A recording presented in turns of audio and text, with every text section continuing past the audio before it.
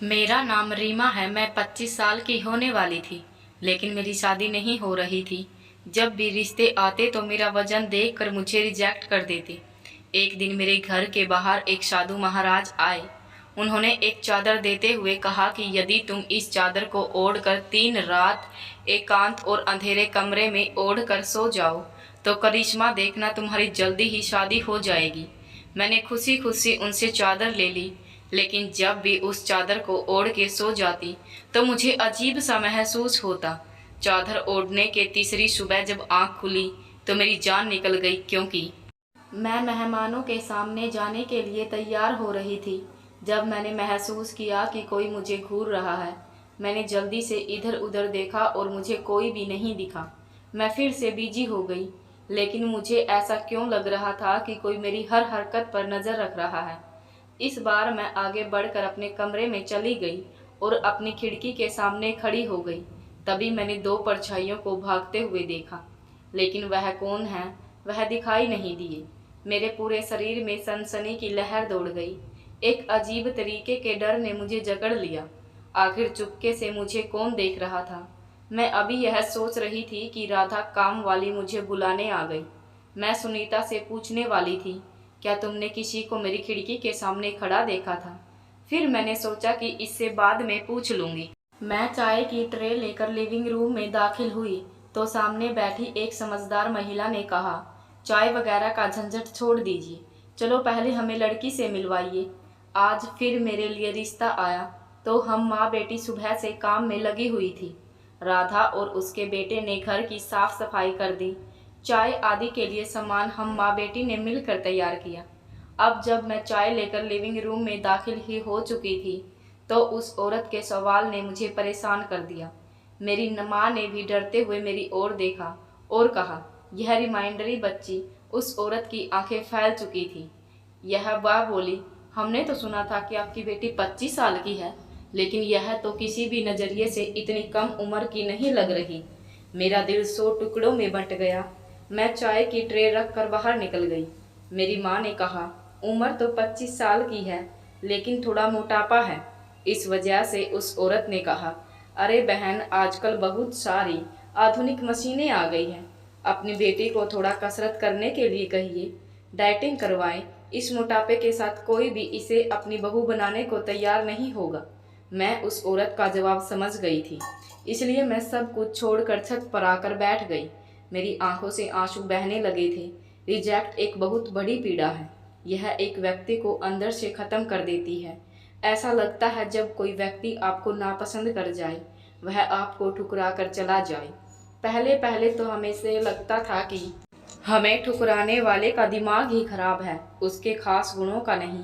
लेकिन दूसरे व्यक्ति के पास इतनी होशियारी ही नहीं हो सकी कि वो हमें पसंद कर सके। लेकिन फिर जब यह अपमान बढ़ते जाता है तो दिल और दिमाग में दरारें पड़ने लगती हैं। धीरे धीरे हमारा दिल हर चीज़ से अलग हो जाता है। हमें अपने अस्तित्व से घृणा होने लगती है। आईना भी बुरा लगता है। मेरे मोटापे की वजह से हर रिश्ता मुझे रिजेक्ट करके चला जाता। मैं अपनी रिजेक्शन पर शोक मना रही थी, जब एक बार फिर से लगा कि मुझे कोई छुप कर देख रहा है। मैं जल्दी से उठ खड़ी हुई। मैंने अपने चारों तरफ नज़र दौड़ाई। तब मुझे लॉन में लगे पौधे की सरसराहट सुनाई दी। वह जो भी कोई भी था उधर ही था। तभी मैंने राधा को नौकर के क्वार्टर से बाहर आते देखा। मैंने उसे बुलाया और बोला, जरा देखो तो उस पौधे के पीछे कौन है। उसने सभी पौधों पर नज़र दौड़ाई, लेकिन उसे कोई भी नज़र नहीं आया। ऐसा पहली बार नहीं हो रहा था। अक्सर मुझे लगता था कि कोई मुझे घूर रहा है, लेकिन फिर मैं उसे नज़रअंदाज कर देती। लेकिन अब यह सब कुछ बहुत ज़्यादा हो रहा था। मैं धीरे धीरे मानसिक रोगी होती जा रही थी। एक तरफ से यह साया और दूसरी तरफ यह मोटापे का दर्द। मैं शुरू से इतनी मोटी नहीं थी, बल्कि मैं तो एक दुबली पतली सी लड़की थी, जैसे 15-16 साल की उम्र की लड़कियां आमतौर पर होती हैं। लेकिन मेरे घर वालों को मुझे मोटा बनाने की पड़ी थी। मेरी माँ मेरे दुबलेपन पतलेपन से परेशान रहती थी, जबकि मुझे जवानों की बातों से कोई फर्क नहीं पड़ता था। मैं खुद को किसी भी तरह की हीन भावना में नहीं डालती थी। फिर जैसे जैसे मेरी उम्र बढ़ती गई, मेरा जिस्म भी बढ़ने लगा। खूबसूरत तो मैं शुरू से ही थी, अब गाल भर गए थे तो हुस्न को 4 चांद लग गए। हर तरफ मेरी और मेरी खूबसूरती के चर्चे थे। हर कोई मेरे जैसा बनना चाहता था। मेरी माँ मेरी नज़र उतार नहीं सकती, लेकिन फिर भी न जाने किसकी बुरी नज़र मुझे लगी कि मैं बीमार रहने लगी। शरीर में हर समय दर्द रहता। एक दिन मैं कॉलेज में चक्कर आकर गिर गई। मुझे तुरंत अस्पताल ले जाया गया। डॉक्टर ने यही कहा था कि मुझ में ताकत की कमी है, इसलिए उन्होंने मुझे ताकत वाले इंजेक्शन लगाने को कहा। न जाने किस तरह की ताकत वाले इंजेक्शन पूरे 1 हफ्ता से मुझे लग रहे थे। मेरा सारा जिस्म फूल गया। डॉक्टर ने कहा कि यह सब इंजेक्शन कैसे हुआ है, कुछ ही दिनों में सूजन कम हो जाएगी, लेकिन सूजन कम होने की वजह से बढ़ने लगे। इस तरह इंजेक्शन के गलत रिएक्शन की वजह से मेरा शरीर फूल गया। मेरा चेहरा बहुत बड़ा हो गया। मेरा वजन इस तरह से बढ़ गया कि मैं कम उम्र की लड़की लगने की बजाय एक ज़्यादा उम्र की औरत की तरह दिखने लगी। अब मेरे घर वालों को मेरी चिंता सता रही थी। मुझे भी मोटापे से नफरत थी। मैं सारा दिन रोती रहती। मेरी माँ मुझे दिलासा देती, लेकिन मैं हर समय उदास रहने लगी। कॉलेज जाती तो लड़कियाँ मेरा मजाक उड़ाती और मुझे आंटी आंटी कहकर तंग कर दी। मैंने कॉलेज छोड़ने का इरादा कर लिया, लेकिन मेरे पिताजी बहुत नाराज हो गए। उन्होंने मुझे इस तरह की बेवकूफ़ी करने से मना किया। खैर, जैसे तैसे मैंने कॉलेज ख़त्म किया और घर पर बैठकर एक अच्छे से रिश्ते का इंतज़ार करने लगी। लेकिन यहाँ भी मेरा मोटापा मेरे रास्ते में दीवार बन गया। जो भी रिश्ता आता वह मेरे मोटापे की वजह से मुझे रिजेक्ट कर देता और मेरी छोटी बहनों में से किसी को पसंद कर जाता। लेकिन पिताजी की भी जिद थी। वह चाहते थे कि सबसे पहले मेरी ही शादी हो। इधर हमारे खानदान में मुझसे छोटी सभी लड़कियों की शादी हो चुकी थी, जबकि मैं अभी भी अपने माता पिता के कंधों पर धरती का बोझ बनकर बैठी थी। लेकिन मैं कर भी क्या सकती थी? मेरे हाथ में रोने के सिवाय कुछ नहीं था। शाम हो चुकी थी। सभी पंछी अपने घोंसलों में लौट चुके थे। मैं लॉन में आकर चहलकदमी करने लगी। तभी हमारे गेट पर दस्तक हुई और एक आवाज़ आई, जो भगवान के नाम पर मेरी मदद करे, उसके दिल की हर इच्छा पूरी हो जाएगी। मुझे साधु बाबा की आवाज़ सुनाई दी। मैं तेजी से गेट की ओर बढ़ गई। सामने ही एक बाबा बैठे थे, जिन्होंने सर से पांव तक कंबल ओढ़ कर रखा था। मैं बोली, बाबा तुम्हें क्या चाहिए? वह अपने भारी भरकम आवाज़ में बोले, जो मुझे चाहिए वह इंसान दे नहीं सकता, लेकिन तुझे जो चाहिए वह तुम्हारे माथे पर लिखा हुआ है, देखकर पढ़ सकता हूँ। मुझे बड़ा आश्चर्य हुआ। मैंने देखा और चुनौती दी और कहा, तो फिर बताओ मुझे क्या चाहिए? उस साधु बाबा ने अपने बगल में पड़ी चादर उठाकर मुझे देते हुए बोला, इस चादर को एकांत और अंधेरे कमरे में ओढ़ना 3 रातों के लिए, तो करिश्मा देखना, तुम्हारी शादी जल्दी हो जाएगी। जब मैंने शादी की बात सुनी तो मैं चाह गई। बेशक वह साधु बाबा कोई आम इंसान नहीं था। उन्होंने मेरी परेशानी का एकदम सटीक कारण बताया था। मैंने झट से कान पर हाथ के साथ उस चादर को पकड़ लिया। तब मेरी माँ ने दरवाज़ा खोला। वह मुझे देखकर चौंक गई। वह बोली, तुम यहाँ खड़ी क्या कर रही हो? मैंने माँ से कहा, माँ, बाबा जी ने मुझे चादर दी है। माँ जल्दी से गेट के पास चली गई और अपना सिर बाहर निकाल कर देखा तो वह महाराज उधर ही बैठे थे। उस साधु बाबा ने मुझे जाने का इशारा किया और कहा, यह चादर ले जाकर अपने कमरे में रख दो, पीछे मुड़कर मत देखना। मैंने अपने दोनों हाथों से उस चादर को पकड़ लिया और मैं अपने कमरे में दाखिल हो गई। थोड़ी देर बाद मेरी माँ मेरे कमरे में आ गई। वह बहुत खुश लग रही थी। वह बोली, रीमा, साधु बाबा ने मुझे बताया है कि आज से ठीक 3 दिन बाद जो भी पहला रिश्ता तुम्हारे लिए आएगा, उसको स्वीकार करते ही आपके घर में खुशहाली आ जाएगी। लेकिन इस रिश्ते को नकार दिया तो हम सब के सब कुछ छिन जाएगा। हम सड़क पर आ जाएंगे। बेटा, मैं परेशान हो गई थी, लेकिन माँ ने मुझे हौसला दिया और ख़ास ताकीद दी, बेटा, रात के समय इस चादर को ज़रूर ओढ़ लेना। माँ के जाने के बाद मैंने उस कंबल को खोल कर देखा। वह काले रंग का एक गर्म काला कंबल था। जब रात हुई तो मैंने अपने कमरे की सारी बत्तियां बंद कर दी। मेरे कमरे में इतना अंधेरा हो गया था कि हाथ को हाथ तक नहीं लग सकता था। मुझे डर भी लग रहा था, लेकिन शादी की सोचकर मैंने उस चादर को ओढ़ने की हिम्मत जुटाई। मैंने जैसे ही वह चादर ओढ़ी, मुझे अजीब सी चुभन महसूस होने लगी। दूजा दी चाहता कि मैं अभी चादर उतार कर फेंक दूं, लेकिन मैं तो ऐसा हरगिज नहीं कर सकती थी। जैसे सारी रात काउंटर पर सोते हुए गुजरी थी। सुबह माँ ने मुझसे पूछा, तुमने चादर ओढ़ ली थी या नहीं? मैंने हाँ में सिर हिला दिया। मैं बहुत थकी हुई थी। फिर रात भर ठीक से नींद भी नहीं आई। मेरी छोटी बहन ने कहा, दीदी आप जाके ना आराम कर लो, मैं माँ की मदद करती हूँ। मैंने उसे धन्यवाद दिया और कमरे में आकर लेट गई। उस साधु बाबा की बातें मेरे कानों में बार बार गूंज रही थी। मैं अपनी शादी के बारे में सोचकर ही मुस्कुरा रही थी। मुझे इस बात की सबसे ज़्यादा खुशी थी कि कम से कम लोगों के तानों से मेरी जान तो छूट जाएगी। अगली रात मैंने फिर से हर तरह अंधेरा कर लिया और उस चादर को ओढ़ लिया। वह चादर बहुत अजीब सी थी, झुकती हुई, बेसुकून करने वाली। मैं दूसरी रात भी हिम्मत करके उस चादर को ओढ़ कर सो गई। जब सुबह हुई तो मैं नाश्ते के लिए किचन में दाखिल हुई। मेरी माँ ने मेरे माथे को चूमा था और मुझे गले लगाया। मैंने कहा, अब तुम हमारे घर में कुछ दिनों की मेहमान हो, तुम घर के किसी काम को हाथ नहीं लगाओ। मैं मुस्कुरा दी। आज का दिन मेरे जीवन का सबसे यादगार दिन था। मेरी बहन ने मेरा मजाक किया और चिढ़ा रही थी। बोले, पिताजी को भी साधु के बारे में बताया था। दूसरा दिन तो चुटकियों में कट गया। तीसरी रात को मैंने फिर से कमरे में अंधेरा करके उस चादर को ओढ़ लिया। आज की रात चादर ने तू चुप रही थी, ना ही परेशान कर रही थी। आने वाले कल के बारे में सोच सोच कर मुझे अजीब सी खुशी महसूस हो रही थी। आने वाले खुशहाल दिनों के बारे में सोचने का एहसास ही नया था। लेकिन मुझे क्या पता था कि मुझ जैसी बदनसीब लोगों को खुशी रास नहीं आती। अगर मुझे इस बात का जरा सा भी पता होता कि मेरे साथ क्या होने वाला है तो मैं अपने आप को कहीं छुपा लेती। पर मैंने सुबह ही नहा धोकर नए कपड़े पहन लिए, बाल बनाए, हल्का फुल्का से मेकअप भी किया। मैं जानती थी कि मेरा किसी भी पल लिस्ट आ सकता है, इसलिए मुझे तैयार ही रहना था। जब मैं तैयार होकर कमरे से बाहर निकली तो पिताजी ने मुझे गले से लगा लिया और मुझे बहुत प्यार किया। मेरी बहन ने भी बड़ी खुश खुश थी। वह आपस में यह बातें कर रही थी कि रीमा दी को अपनी शादी के किस रंग का लहंगा पहनना चाहिए। फिर हम सब नाश्ते की टेबल पर बैठ चुके थे। मेरे कान बाहर उस गेट की तरफ लगे थे जहाँ से मेरा रिश्ता आने वाला था।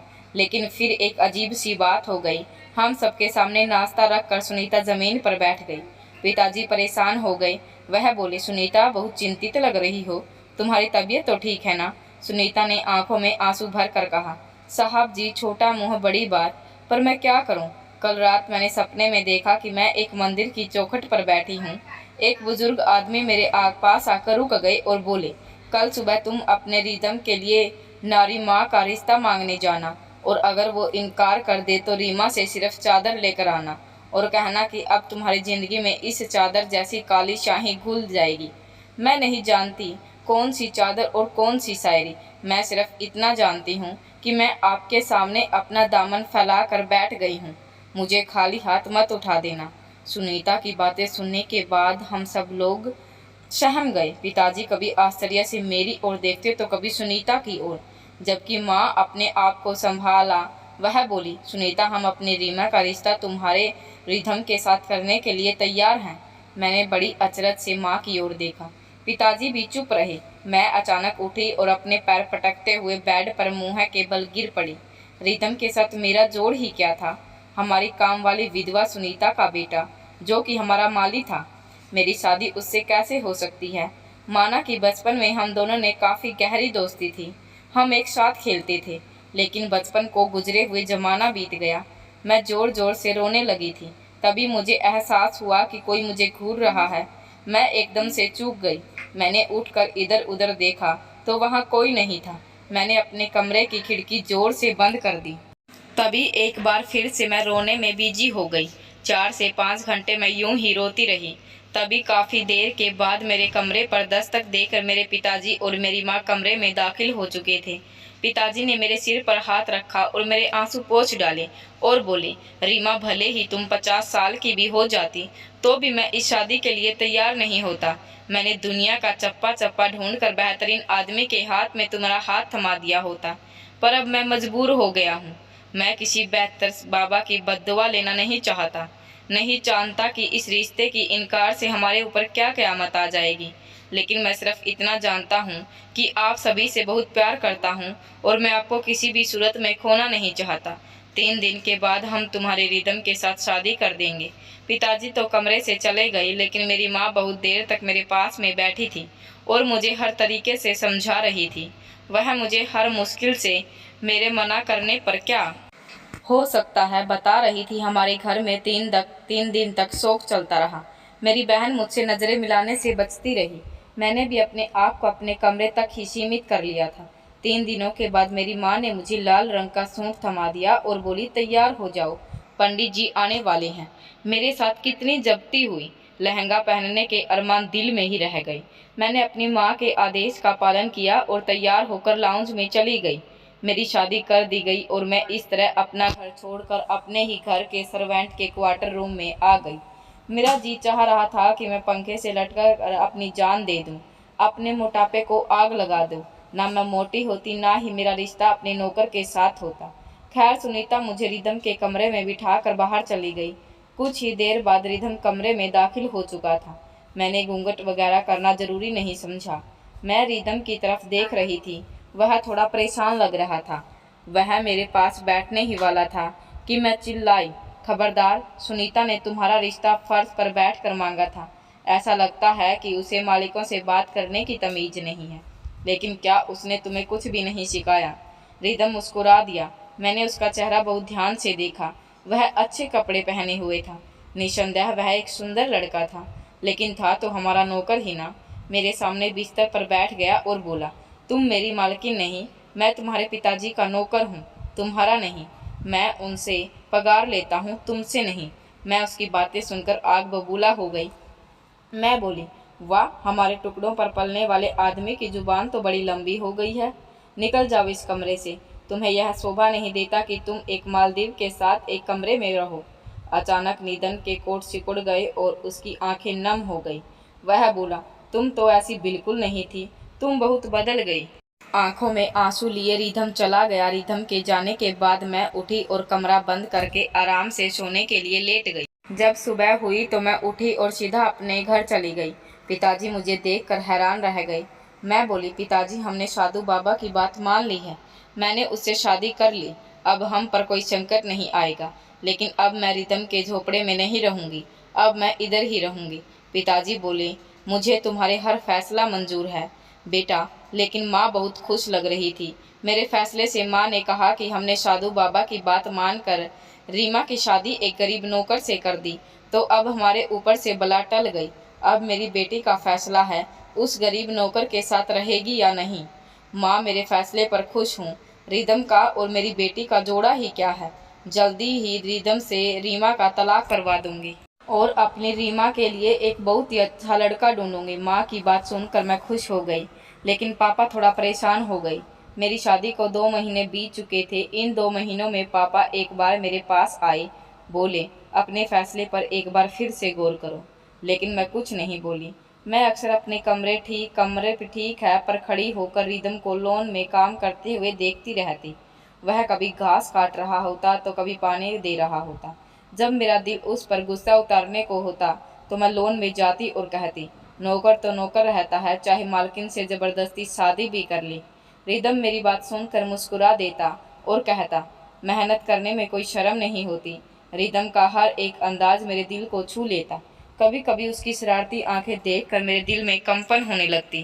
काश वह हमारा नौकर न होता, बल्कि किसी खाते पीते घर का लड़का होता, तो मेरे चचेरे भाई बहन और मेरे दोस्त उसे देखकर जल ही जाते। यूं ही करते करते 6 महीने हो चुके थे। एक दिन जब सुनीता मेरे पिताजी के पास आई, उस समय मैं किचन में थी और पिताजी लाउंज में बैठे हुए थे। सुनीता बोली, मालिक, हम आपका घर छोड़कर यहाँ से जाना चाहते हैं। शादी के बाद रिदम को रीमा बिटिया से प्यार हो गया है। वह उसके प्यार में पागल हो गया है। मैं अपने जवान बेटे को इस तरह दुखी नहीं देख सकती हूँ। इस समय भी उसे इतना बुखार है कि क्या बताऊँ। मैं सुनीता की बातें सुनकर दंग रह गई। कोई मुझसे इतना प्यार कैसे कर सकता है? मैं तो माश का पहाड़ हूँ। फिर रिदम मेरी मोहब्बत में कैसे डूब गया? सुनीता की बातें मेरे कानों में गूंजती रही। जब रात हुई तो मैं सोने के लिए बिस्तर पर लेट गई, लेकिन आज नींद मेरी आंखों से कोसों दूर थी। एक अजीब तरह की बेचैनी मेरे पूरे शरीर में दौड़ गई। मैं एकदम से अपने बिस्तर से उठी और सबसे नज़र बचाकर सर्वेंट क्वार्टर की तरफ चल दी। सुनीता के क्वार्टर का दरवाज़ा खुला हुआ था। मैं वहाँ सिर्फ रिदम को देखने गई थी। मैं देखना चाहती थी जो सुनीता ने कहा था उसमें कितनी सच्चाई है। मैं आगे बढ़ती गई कि तभी रिदम की मधुर आवाज़ मेरे कानों में पड़ी तो मैं रुक गई। वह अपनी माँ से बोल रहा था, माँ मैं तो सोचता था कि मेहनत मजदूरी करके अपना कमाने और खाने में कोई शर्म नहीं है, लेकिन यह अमीर लोग अपने नौकरों को अपने पैरों की जूती समझते हैं। माँ तुमने मुझे कितना समझाया था कि इतने ऊंचे ऊंचे सपने मत देख, कि झुकना तुझे कभी मिल सकती है। लेकिन मैं क्या करता, वह मेरे बचपन का प्यार था, लेकिन मैं उसके प्यार को पाने के बारे में सोचता भी नहीं। मेरी माँ के प्यार को अपने दिल के अंदर कहीं दफन कर लेता। लेकिन आपने कहा था कि रीमा की मौत का रिश्ता नहीं होने देगी, वह पूरी जिंदगी रीमा को घर पर बिठा कर रखेंगी। वेन की बात सुनने के बाद मुझे आश्चर्य हुआ। फिर सुनीता ने कहा, हाँ रिदम, मैंने सच ही तो कहा था। तुम जानते हो रीमा 2 महीने की थी जब उसकी माँ गुजर गई थी, फिर मैंने ही तो उसकी देखभाल की थी। मैं तुम दोनों को बहुत चाहती थी, तुम्हें और रिधिमा को एक ही बर्तन में खाना खिलाती, तुम्हारे पल्ले उसे सुला देती। फिर बर्थडे साहब ने दूसरी शादी कर ली। मेरे दिल की बातें सुनकर रोती रह गई। मैं बड़ी मुश्किल से अपने कमरे तक पहुंची। रात के 12 बज रहे थे। मैं बुरी तरह से रो रही थी। मैंने पिताजी का नंबर मिलाया और अपने कमरे में आने के लिए कहा। पिताजी दौड़े चले आए। वह मेरी आवाज़ सुनकर काफ़ी परेशान हो गए। मैं उनके सीने से लग कर रो रही थी। फिर मैंने पिताजी को सारी कहानी सुना दी। पिताजी ने मुझे भरोसा दिलाया कि वे सब खुद ही संभाल लेंगे। सुबह हुई तो पिताजी ने माँ को बताया कि रीमा अपने घर जाना चाहती है। सुनकर थोड़ा उदास हो गई। पिताजी ने रिधम और सुनीता को घर बुलाया। पिताजी ने रिधम से कहा, रिधम बेटा, तुम्हें पता है कि मेरा कोई बेटा नहीं है, दामाद भी बेटे की तरह होते हैं। तुमसे विनती करता हूँ कि तुम मेरे ऑफिस को संभालो। रिधम हैरान था, जबकि मेरी माँ के चेहरे का रंग उड़ गया था। पिताजी के ऑफिस के सारे कामकाज रिदम को जबरदस्ती सौंप दिए। पिताजी के जबरदस्त प्लानिंग से माँ को एक जोरदार थप्पड़ लगा।